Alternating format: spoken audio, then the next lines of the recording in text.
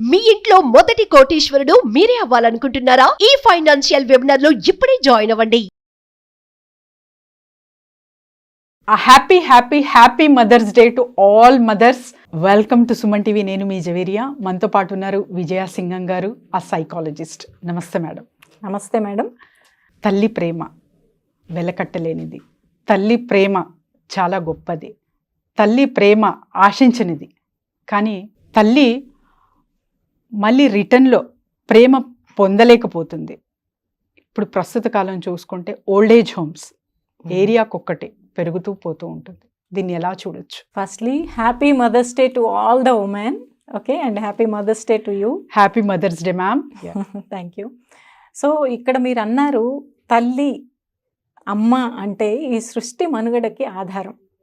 తల్లి లేనిదే ఈ సృష్టే లేదు, ఈ మనిషే లేడు, ఆ పుట్టుక అనేదే లేదు. అలాగా తల్లిని ఎందుకు అలా చెప్తామంటే అమ్మ అనే పిలుపులోనే ఒక అవ్యాజమైనటువంటి అనుభూతి మనకి కలుగుతుంది. అలాగే తల్లి యొక్క ప్రేమ అన్కండిషనల్గా ఉంటుంది. మామూలుగా నువ్వు ఏం తెచ్చావు, ఏం తీసుకెళ్తావు, ఏమి ఇస్తావు అనేటువంటి మనకి ఈ లోకంలో తల్లి ఒక్కతే ఏమి ఇస్తావు అనేటువంటిది ఆలోచించకుండా తన పిల్లలు మంచిగా ఎదగాలి అని కోరుకుంటుంది. ఏ కోరిక లేకుండా తన పిల్లలు బాగుంటే చాలు అనేటువంటి అన్కండిషనల్ లవ్ ఎప్పుడు కూడా తల్లి నుంచి వస్తుంది. అందుకే దేవుళ్ళకు కూడా మాతృమూర్తి అంటే అసలు అది ఇంకా ఎక్కువ అనమాట. దైవాన్ని మించింది తల్లి అంటారు. అందుకే అయితే ఈ క్రమంలో నేను మీకు ఈ తల్లి గురించి, తల్లి యొక్క త్యాగాలు ఏ రకంగా చేస్తుంది, ఒక బిడ్డల కోసం నిలబడితే ఎంత దాకా వెళ్తుంది అనేటువంటి విధంగా మనం తీసుకెళ్ళినట్లయితే మనకి ఎన్నో కథలు ఉన్నాయి. అందులో ఈ తల్లి యొక్క విలువ, దానివల్ల ఆ తల్లికి సేవ చేసుకోవటం వల్ల కానీ, తల్లితో ప్రేమగా ఉండటం వల్ల కానీ చివరికి వ్యక్తి పొందేది ఏంటి అనేటువంటిది చెప్పడానికి మీకు నేను ఒక మంచి కథతో ముందుకు వచ్చాను. మీరు సిద్ధంగా ఉన్నారా Zaveri? Eagerly waiting ma'am. Okay, మనం కథలోకి వెళ్దాం. ఒక ఊర్లో ఒక 4 కొడుకులు ఉంటారు. వాళ్ళ తండ్రి గారు చనిపోతారన్నమాట. చనిపోయాక ఆ తండ్రి వాళ్ళకి ఆ ఉన్న ఆస్తి, ఒక పెద్ద పొలం ఉంటుంది. ఆ పొలాన్ని ఆ 4 కొడుకులకి రాసి పెడతాడనమాట. ఇక తల్లిని జాగ్రత్తగా చూసుకోండి అని లాస్ట్లో చివరిగా మాటలు కూడా చెప్తాడు. అయితే ఆ ఆస్తి ఏం చేస్తారంటే, ఈ పెద్ద కొడుకులు ఉంటారు కదా, అలాగే అని చెప్పేసి 4 భాగాలు చేసి పంచుకుంటారు. పంచుకొని ఇక తల్లి యొక్క బాధ్యత ఉంది కదా, ఏం చేద్దాము అని చెప్పి 4 కొడుకులు ఉన్నాం కాబట్టి ఒక్కొక్కళ్ళము 3 నెలలు తల్లిని ఉంచేసుకుందాం మనము అని మాట్లాడుకుంటే అందులో చిన్న కొడుకు ఉంటాడు కదా, అతనికి అదంతా నచ్చదు. అంటే పొలాన్ని పంచుకున్నట్టుగా అమ్మని పంచుకోవటం, ఇలాగా తిప్పటం అనేది అందులో సరిగా చూస్తారా లేదా అని తనకు అనిపిస్తుంది. ఎందుకంటే ఆ చిన్న కొడుక్కి తల్లితో చాలా అటాచ్మెంట్ ఎక్కువ ఉంటుందన్నమాట. సరే ఏం మాట్లాడతాడంటే, అన్నలు నేను నా పొలంలో ఏదైతే భాగం ఉందో అది కూడా మీరు తీసుకొని పంచుకోండి, నేను అమ్మని పూర్తిగా నా దగ్గర ఉంచుకుంటాను అని చెప్పి మాట్లాడతాడు అనమాట. మీరు ఏదైనా చూడాలనుకుంటే నా దగ్గరకు వచ్చి చూడొచ్చు, నేను అమ్మని చూసుకుంటాను అని మాట్లాడతాడు. అనేటప్పటికి వాళ్ళ ముగ్గురికి కూడా చాలా హ్యాపీగా అనిపిస్తుంది. ఏదో భారం వదిలిపోయింది అన్నట్టు, ఇక బాధ్యత లేదు కదా, హాయిగా ఆస్తి కూడా వచ్చింది అనుకుంటారన్నమాట. అనుకొని సరే అంటారు. ఇంకా చక్కగా చిన్న కొడుక్కి ఏదో చిన్న ఇల్లు ఉంటుందన్నమాట. ఏదో చిన్న చితక పని చేసుకుంటూ ఉంటాడు. తనకి పెళ్ళయింది, భార్య ఉంటుంది. సో తీసుకెళ్తాడు ఆ అమ్మని. ఆ చివరి రోజుల్లో చక్కగా చూసుకుంటాడు అన్నమాట. భార్య కూడా తన భర్త చెప్పినట్టు ఇద్దరు కలిసి ఆమెను మంచిగా చూసుకుంటారు. ఆమె చక్కగా చివరి కాలంలో ఆనందంగా ప్రేమతో ఆ మధ్యలో చక్కగా తను కళ్ళు మూస్తుంది అనమాట. తర్వాత ఇంకా ఆ మధ్యలో కూడా భార్య ఏమంటుందంటే, ఏమండి మీ అన్న వాళ్ళు చక్కగా ఆస్తిపాస్తులు తీసుకొని అనుభవిస్తున్నారు, మనమేమో ఎదుగు బొదుగు లేము, ఇలా అయింది మన పరిస్థితి అని అప్పుడప్పుడు అంటున్నప్పుడల్లా ఇతను ఏమంటాడంటే, పిచ్చిదానా, తల్లి ప్రేమకు మించినటువంటి ఈ ఆశీర్వాదం కానీ, అంతకు మించినటువంటి ఆస్తి కానీ ఉండదు, నువ్వు చూస్తూ ఉండు అంటాడనమాట. మనం కూడా బాగా ఎదుగుతాము అని చెప్పి అంటాడు. అనేటప్పటికీ భార్య కూడా భర్తతో చాలా చక్కగా ఉంటుంది, అతను చెప్పిన మాట వింటుంది. ఇద్దరు ఒక మాట మీద నిలబడతారు కాబట్టి చక్కగా అలాగే ఆనందంగా ఉంటారు ఉన్నదాంతో. ఒకరోజు ఏమవుతుందంటే, రాత్రి పడుకున్నప్పుడు ఈ చిన్న కొడుక్కి ఒక కల వస్తుంది అనమాట. ఆ కల్లో ఒక వాయిస్ వినిపిస్తుంది. ఆ వాయిస్లో ఏమని చెప్తారంటే, నీకు 1000 బంగారు నాణ్యాలు ఒక చోట ఉన్నాయి, నువ్వు గనక కావాలి అంటే అవి ఎక్కడున్నాయి అనేది నీకు చెప్తాను, నీకు కావాలి అనుకుంటే అది ఎక్కడున్నాయి అనేది నేను ప్రదేశం నీకు చూపించడం జరుగుతుంది, నీకు కావాలా అనేటువంటి ఆ వాయిస్ అనేది ఆ స్వరం వినిపిస్తుంది అన్నమాట అతనికి కల్లోనే. వినిపిస్తే అతను ఏమంటాడంటే కొంచెం ఆలోచించి సరే వాటి ద్వారా నాకు నా తల్లి ఆశీర్వాదం లభిస్తుందా అని అడుగుతాడు అనమాట. అందులో బ్లెస్సింగ్స్ ఉన్నాయా అని అడుగుతాడు అనమాట. అడిగితే ఆ స్వరం ఏం చెప్తుందంటే లేవు అని చెప్తుంది అనమాట. డబ్బు నాణేలు మాత్రమే ఉన్నాయి, బ్లెస్సింగ్స్ లేవు అని చెప్తాడు అనమాట. చెప్పేటప్పటికి ఏమాత్రం ఆలోచించకుండా ఈ చిన్న కొడుకు ఏం చెప్తాడంటే నాకు వద్దు అంటాడు అనమాట. వద్దు అంటే ఇంకా అది అయిపోతుంది ఆ కళ. ఇంకా ఉదయం లేచాక తన భార్యతో చెప్పుకుంటాడనమాట, ఇలాగ నాకు కళ వచ్చింది, ఆ స్వరంలో ఇలాగ 1000 బంగారు నాణేలు అన్నారు, నేను వద్దన్నానంటే ఇక వాళ్ళ భార్య అరుస్తుంది, అదేంటంటే చక్కగా వచ్చిన డబ్బుని మీరు ఇలాగా కాలుతో నెట్టేస్తారా ఏంటి అంటే లేదు అందులో బ్లెస్సింగ్స్ లేవని చెప్పారు అంటాడు అనమాట. సరే ఇంకా వాళ్ళ భార్య కూడా వదిలేస్తుంది. కొన్ని రోజుల తర్వాత మళ్ళీ ఏమవుతుంది, మళ్ళీ తనకి ఇంకో కళ వస్తుంది.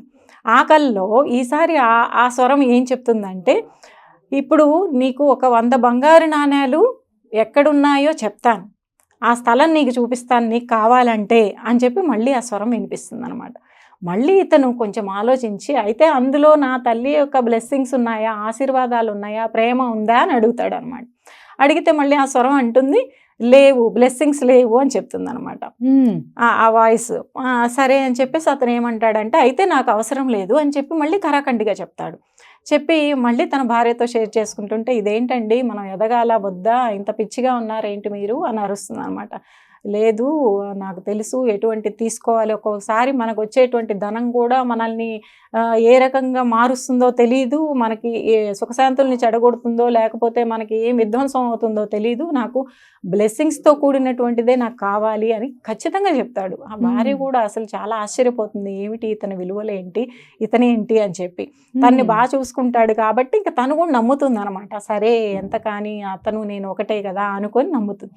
సరే అని చెప్పేసి మళ్ళీ కొన్ని రోజుల తర్వాత మళ్ళీ ఈ స్వరం వినిపిస్తుంది అన్నమాట.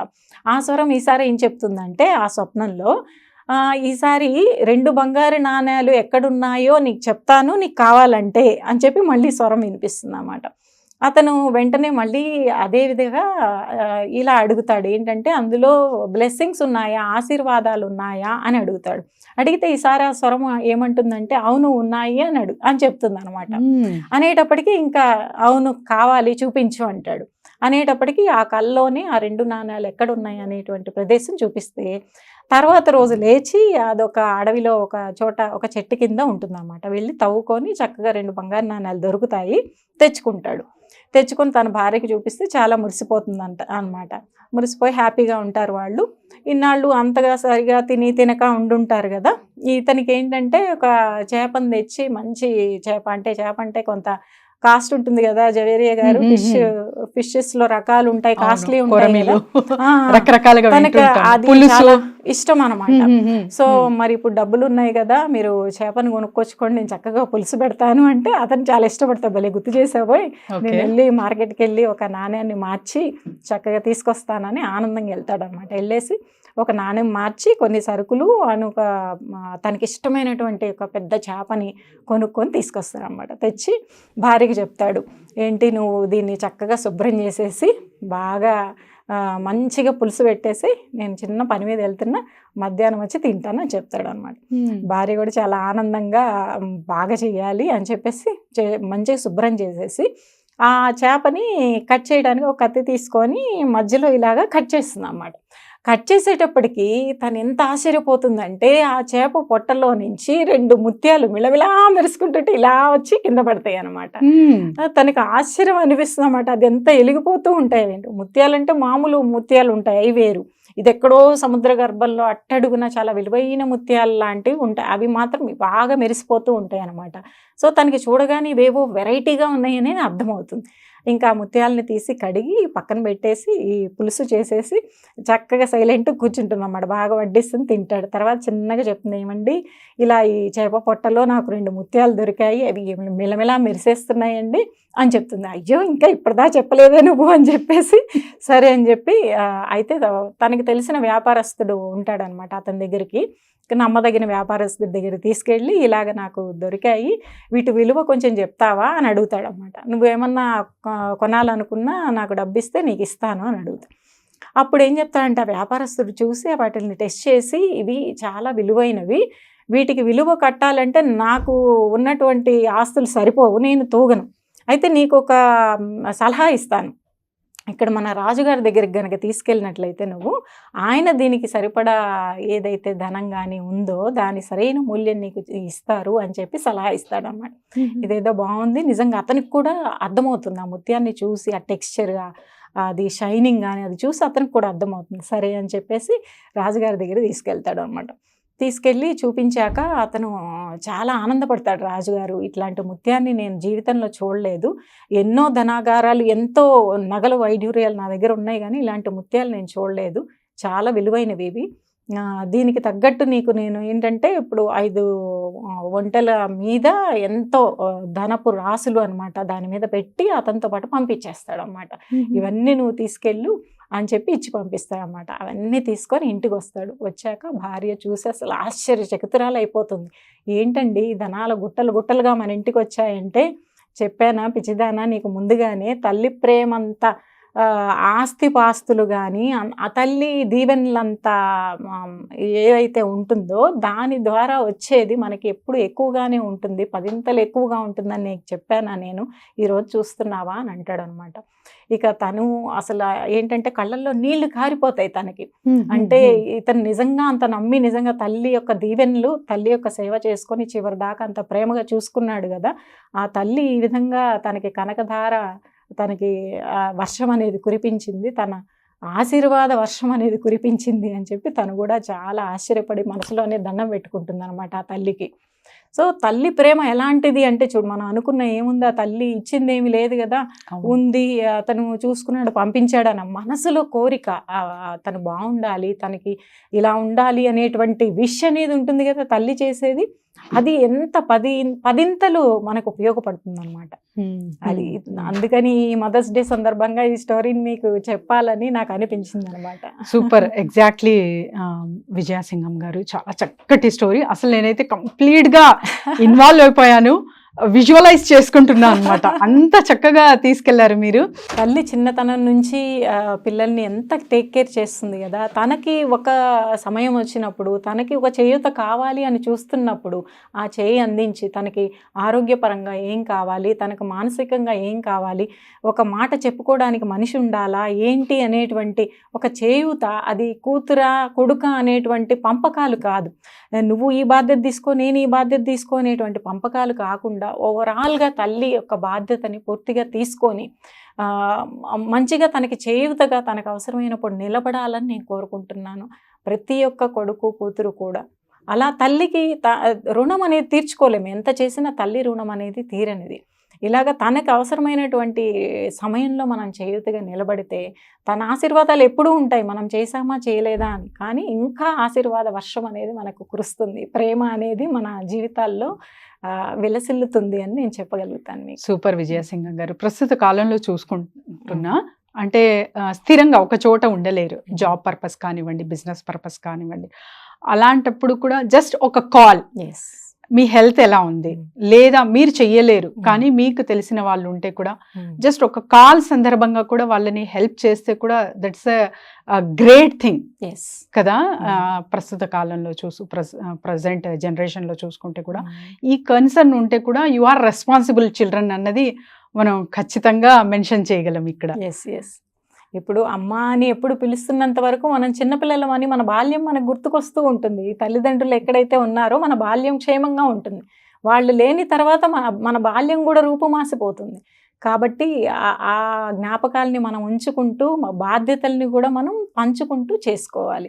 ఎక్కడున్నా కానీ ఆ బాధ్యతల్ని, అంటే మనం ఎక్కడున్నామో ఆ టైంకి రాలేదు అంటే మనం మిస్ అయినట్టే. కాబట్టి తల్లి దైవానికంటే మించి ఎక్కువ, దైవం కంటే ఎక్కువ, ఒక దైవం పుట్టాలి అన్నా తల్లి గర్భాన్ని తీసుకోవాల్సిందే. కాబట్టి ఆ ఆవశ్యకత అనేది చూసుకొని అవసరమైన టైంలో చేయూతనిస్తూ తల్లికి కూడా మేమున్నాము అంటూ కుమారులు అలాగే కుమార్తెలు ఉండాలని కోరుకుంటున్నాను. థ్యాంక్ యూ విజయసింగం గారు. Thank you.